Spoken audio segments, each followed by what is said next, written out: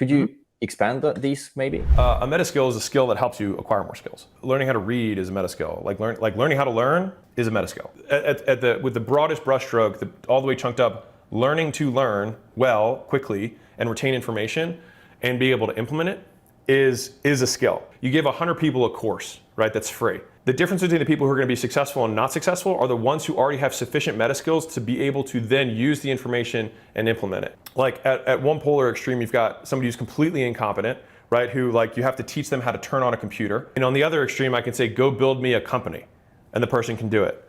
So this person can translate a directive into each of the sub buckets and knows how to do that. And so it's really like your success percentage basically is predetermined by how low you break down the skill requirements for someone to be successful. So like the reason that I write the books at the grade level that I do isn't so that people who are experts don't get value from it. It's so that it makes it even easier for experts and it makes it attainable for people who don't know. So I can get 70% of people who read the book to get leads versus 10% of people to get leads if I just cut out some of the steps and made assumptions about their skill level. The last 10 or 20%, the people who are experts are still going to benefit from. I'm just also going to include turn on your computer. Here's how you do that. And from the software perspective with what you're doing, that's also how you get a way larger percentage of your clients to activate.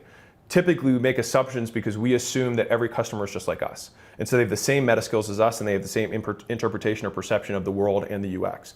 And so that assumption isn't true. Like all you have to do is, and I'm sure you've done this, like you look at people scrolling on your app and you see the heat maps and you're like, why are they clicking that button? Because they have different skills and experiences that they're bringing to the table. And so then we just continue to accommodate it, break it down to the level that you could show it to a 3-year-old and they would immediately know how to use it. Like the fact that babies learn how to use iPods is an indication of how simple they have made it to humans to use. And that's why they have such mass adoption. How would you teach someone how to learn? We already know how to learn.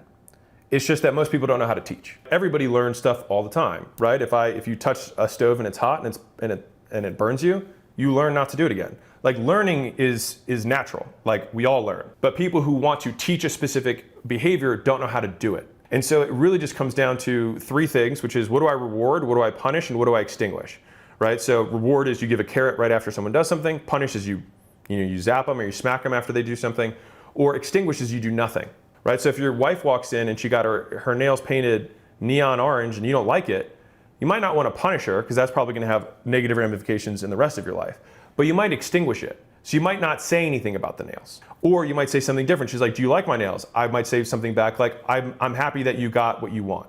What we're doing is what behavior are we training? And so if you think about learning or teaching as training, I think it's a much more useful word to think through. Because at the end of the day, you have only taught someone if their behavior changes in the same context. As in, if I want you to say these words when the phone rings, if I say, cool, we're going to put you through this training, and then the phone rings, and then you don't say the words, you have not learned, and I have not taught you. And so it's how many times can I simulate this experience, this stimulus, the context, so that I can have them do the behavior I want within the context that's going to trigger it, and then reward them immediately.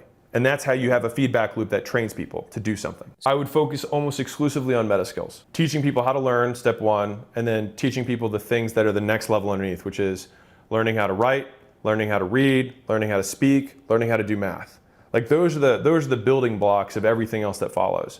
It's just how long will it take you to learn the skill? So a good buddy of mine, Dr. Kashi, taught an autistic kid how to read. He couldn't stay still reading for more than 1 word at a time, and then he would like have fits or whatever. And so he came to train the child on how to read with a bag of Skittles. And so when the kid would read a word, he would give them a Skittle. When he would read more words in a row than he ever had, like a record, he would give him 2 Skittles. So he rewarded the behavior, and then he had big bonus rewards when he would unlock a new level. And so he kept doing that, and within 1 afternoon, he had him reading a full page. What is the behavior that I want to reward? How can I reward more of it? Now, none of it was punishing. He didn't smack him when he messed up. When he read less, he still gave him 1 to reward him for the activity. And then when he read more, he gave him extra reward. As the kid becomes less full on Skittles and he's like, sugar, he like doesn't want any Skittles anymore, the Skittles become a proxy for approval, and they work just the same.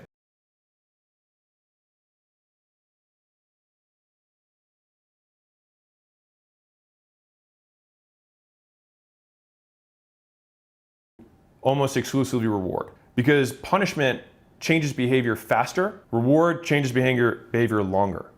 It just takes longer to work, right? Like if someone, calls me Alex and I don't like that and I slap them and I say, never call me that again, I might change their behavior really quickly. If I leave the room and someone else walks in, they might say, I was talking to Alex, because I'm not there to punish them.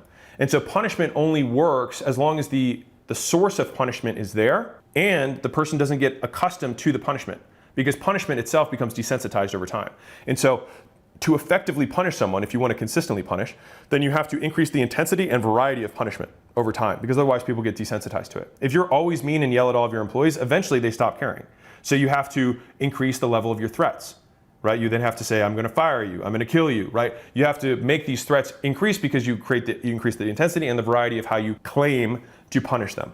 Reward, you can reward long enough that you can then extend the gaps between reward to eventually you don't need a reward anymore, and people will continue to do the activity because they have always done it. The concept is that he would read, and then maybe the next time he comes in, he gives him a Skittle every other time he reads. And the next time it'll be every third time. And the next time it'll be only when he hits a new record. If I can get the kid to read long enough that he actually starts to like the story, then the story starts reward in and of itself, and then I can move away. And then the kid reads without me.